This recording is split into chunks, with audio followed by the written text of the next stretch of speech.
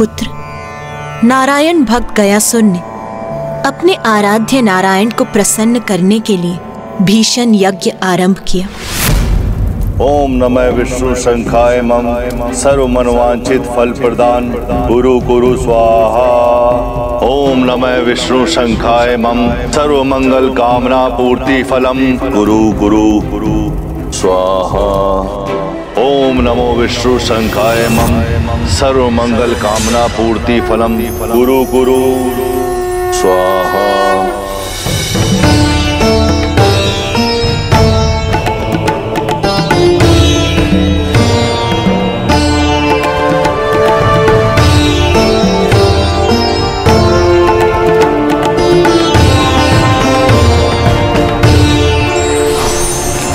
पुत्र गयासुर,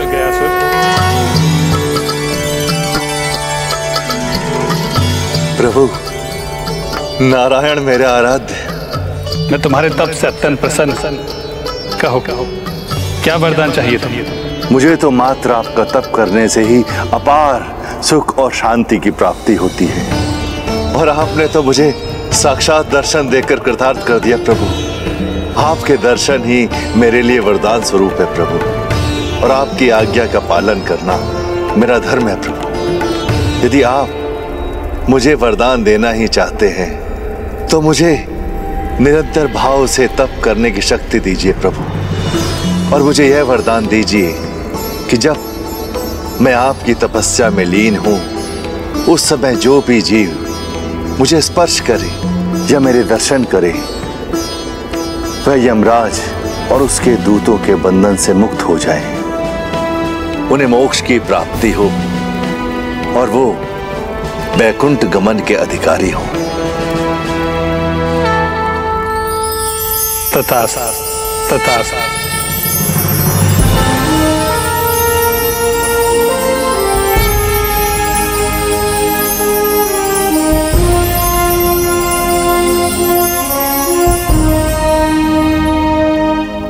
आपके इस आशीर्वाद के लिए आपका कोटि कोटि धन्यवाद प्रभु। और इस प्रकार गयासुर के वर प्राप्ति से सृष्टि का संतुलन बिगड़ने लगा। दुर्जन अत्याचारी पुरुष पाप कर गयासुर का स्पर्श कर लेते थे और मोक्ष पाकर वैकुंठ पहुंच जाते थे। हम पापियों के साथ न्याय करने में, उनको दंडित करने में असमर्थ हैं प्रभु, और गयासुर के प्रभाव से पापी भी मोक्ष के अधिकारी बने हुए हैं और अधिकतर जीव मोक्ष की प्राप्ति कर रहे हैं। इसलिए पुनर्जन्म का चक्र भी खंडित होता जा रहा है। यह अनर्थ कब तक होता रहेगा महाराज? आप यथाशीघ्र कुछ कीजिए, अन्यथा सृष्टि का घोर अनिष्ट हो जाएगा। मैं शीघ्र अतिशीघ्र इस चिंता को त्रिदेव के समक्ष रखूंगा। अब वही इसका कोई समाधान सुझाएंगे।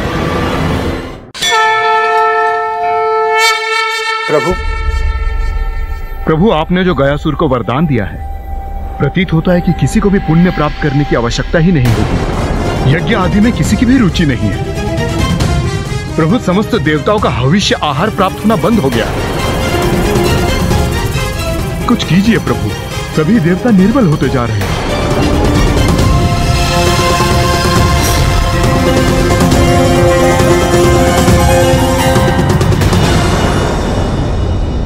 महादेव, यदि ऐसा ही होता रहा तो जिस संसार की रचना आपने और माता आदिशक्ति ने की है वो जीवों से रिक्त हो जाएगा। नहीं, इस समस्या का एक ही समाधान है, गयासुर की मृत्यु हो। जब वो ही नहीं होगा तो उसके माध्यम से किसी को मुक्ति भी नहीं प्राप्त हो पाएगी। सृष्टि के हित के लिए मुझे उसका अंत कर ही देना चाहिए। नहीं देवराजेंद्र, गयासुर मेरा भक्त है, निर्दोष, निष्कपट। मैं मानता हूं कि संसार की सुरक्षा आवश्यक है, किंतु उसके लिए किसी निर्दोष का वध करना कदापि उचित नहीं। और वैसे इस समय आप सभी देवताओं में कोई इतना सामर्थ्य नहीं कि गयासुर को क्षति पहुंचा सके।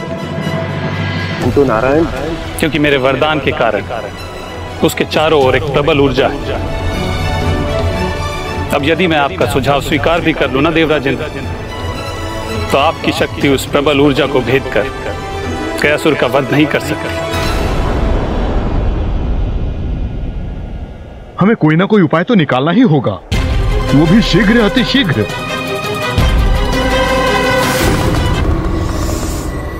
मेरे पास एक उपाय है।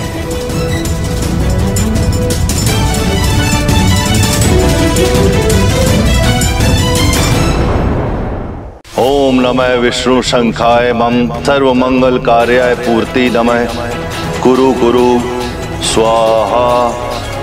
ओम नमः विष्णु शंखाय मम सर्व मंगल कामना पूर्ति फलम कुरु कुरु स्वाहा। गयासुर,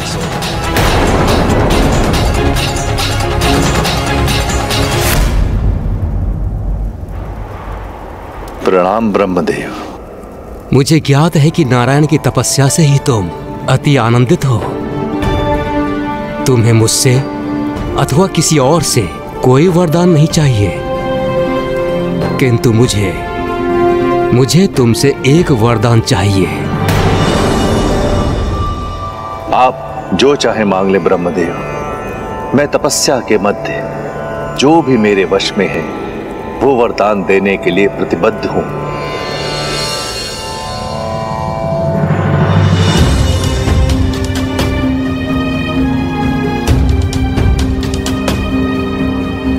गयासुर, नारायण द्वारा तुमको दिए गए वरदान से पवित्र हुए तुम्हारे तन पर विराजमान होकर मैं यज्ञ करने का इच्छुक हूं।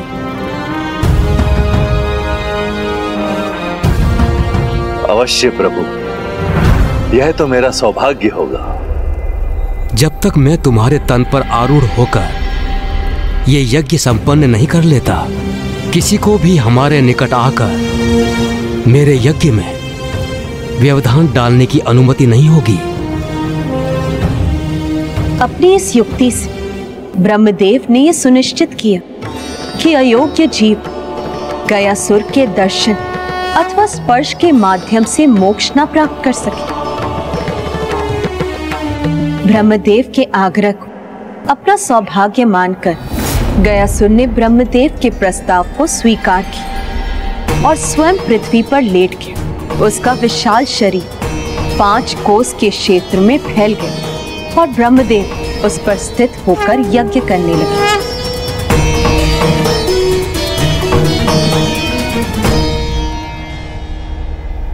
ब्रह्मदेव अनंत काल के लिए गयासुर के तन पर बैठकर यज्ञ नहीं कर सकते।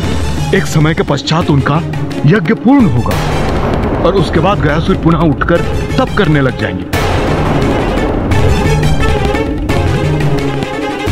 और सभी जीवों को पुनः उनके निकट जाकर मोक्ष प्राप्ति का मार्ग प्राप्त हो जाएगा। मेरे विचार से हमें ब्रह्मदेव की सहायता करनी चाहिए। हाँ, यही उचित होगा। हमें गयासुर के भिन्न अंगों पर स्थापित होकर अपने भार से उसे दबाए रखना होगा, जिससे कि वो उठ न सके। किंतु उसकी विशाल काया के कारण हम देवताओं को सम्मिलित रूप से प्रयास करना चाहिए।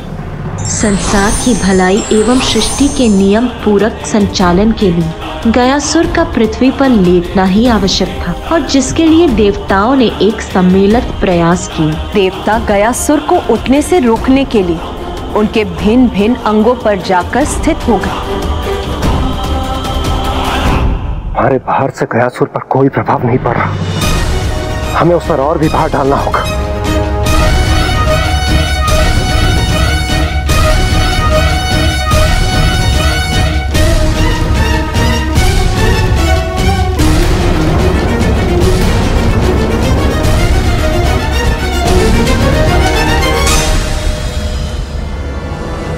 हम सभी ने अपनी संपूर्ण शक्तियों का प्रयोग कर लिया, किंतु फिर भी हम गयासुर पर नियंत्रण पाने में असमर्थ हैं। इससे चिंतित सभी देवता महादेव का आवाहन करने लगे और अंततः महादेव उन सभी के समक्ष प्रकट हुए।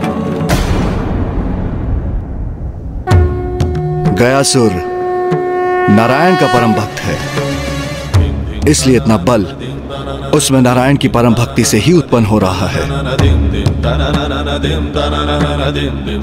इसलिए आपकी समस्या का समाधान तो नारायण ही कर सकते हैं। इसलिए आप सभी नारायण का ही आह्वान कीजिए।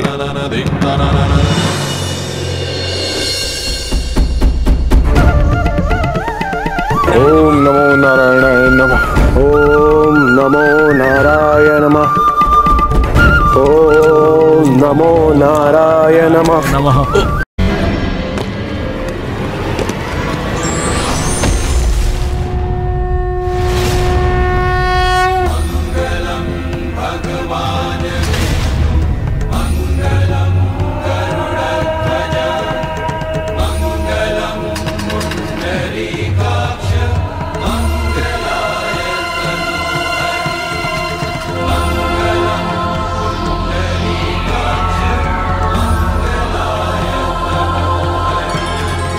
हे प्रभु, मैं तो आपके चरणों के तले स्थान पाकर धन्य हो गया प्रभु। प्रभु, यदि आपकी आज्ञा हो तो मैं पूरा जीवन अचल आपके चरणों के नीचे स्थित रहूं।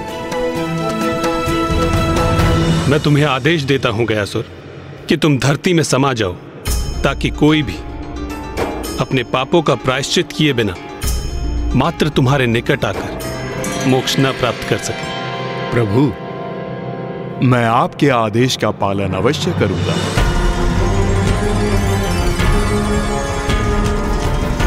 तुम्हारे इस त्याग से मैं अत्यंत प्रसन्न हूं। मांगो गयासुर, वरदान मांगो। मैं तो आपका भक्त हूं प्रभु, और आपके भक्त को किसी भी स्थिति में मात्र जन कल्याण ही सूझता है। इसीलिए आप मुझे ये वरदान दीजिए कि आप मेरे हृदय में सदैव जब तक सृष्टि रहेगी श्री विग्रह रूप में स्थित रहेंगे प्रभु।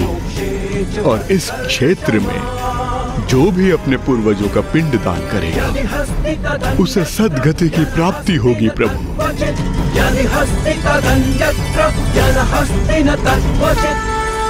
तथास्तु, तथास्तु, तथास्तु।